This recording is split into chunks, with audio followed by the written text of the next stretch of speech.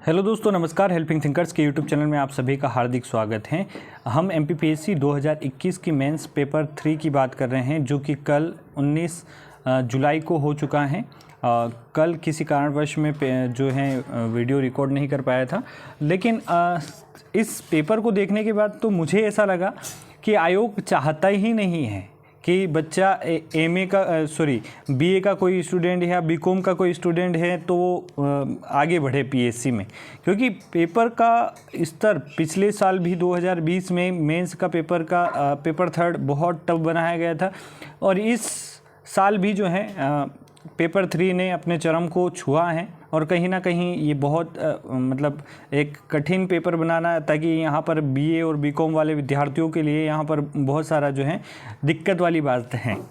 बात करते हैं प्रश्नों की। देखिए, 3 मार्कर की अगर बात करते हैं तो 0.6 सेंटीमीटर तरंगदैर्घ्य की एक तरंग वायु में उत्पन्न की जाती है और यह 300 प्रति मिलीसेकंड की चाल से भ्रमण करती है। तो क्या यह श्रव्य यानी सुनने योग्य है, इसके बारे में बताना था। क्यूरी तापमान को परिभाषित कीजिए। स्थायी चुंबक बनाने में स्टील का उपयोग क्यों किया जाता है? रासायनिक बंध क्या है? विरंजक चूर्ण का रासायनिक सूत्र क्या है? जशद लेपन यानी गैल्वेनाइजेशन क्या है? कोशिका को परिभाषित कीजिए। भोजन के प्रमुख घटक क्या हैं? पौधों या पादपों में जड़ रोमों के प्रमुख कार्य क्या हैं? फिशिंग क्या है या ईमेल स्पूफिंग जो है में क्या किया जाता है? एक ईमेल पते का सामान्य प्रारूप क्या होता है?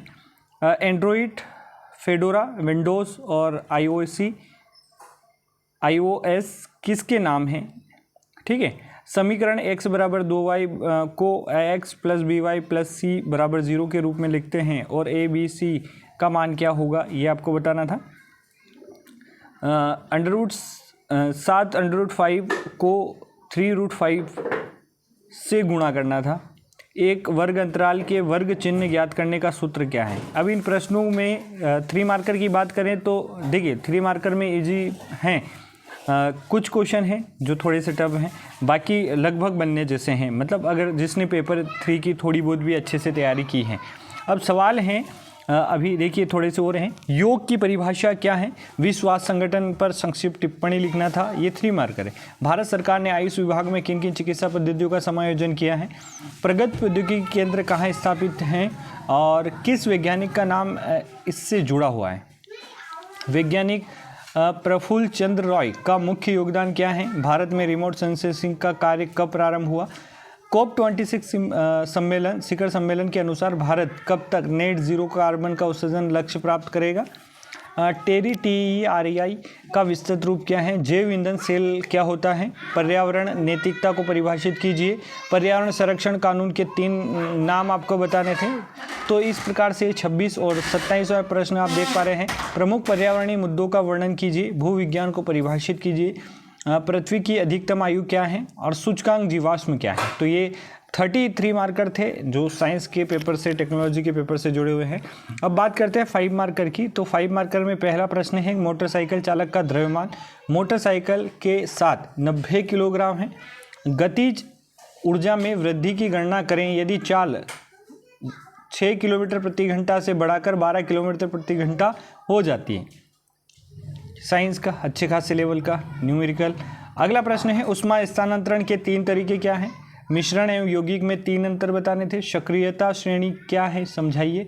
अब ये साइंस सब्जेक्ट वाले का मतलब उनके लिए एक ईजी हो सकते हैं क्वेश्चन, लेकिन बीए बीकॉम वाले के लिए कठिनाई है इन प्रश्नों में, इसमें कोई संदेह वाली बात नहीं। श्वसन क्या है? जीवों में मुख्य श्वसन अंग कौन से हैं?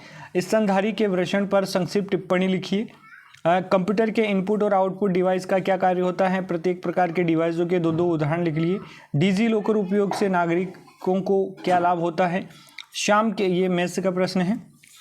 शाम के पिता की आयु शाम के आयु के 3 गुने से 5 वर्ष से अधिक है। शाम के पिता की आयु 47 वर्ष है। शाम की वर्तमान आयु जो आपको है बतानी थी। 2 खिलाड़ी सीता और गीता टेबल टेनिस का मैच खेलती है। यह ज्ञात है कि सीता द्वारा मैच जीतने की प्रायिकता 0.59 है, तो गीता के मैच जीतने की प्रायिकता क्या होगी? भारत सरकार के आयुष्मान भारत कार्यक्रम की संक्षिप्त व्याख्या करें। भारत के परिवार नियोजन कार्यक्रम की संक्षिप्त व्याख्या करें।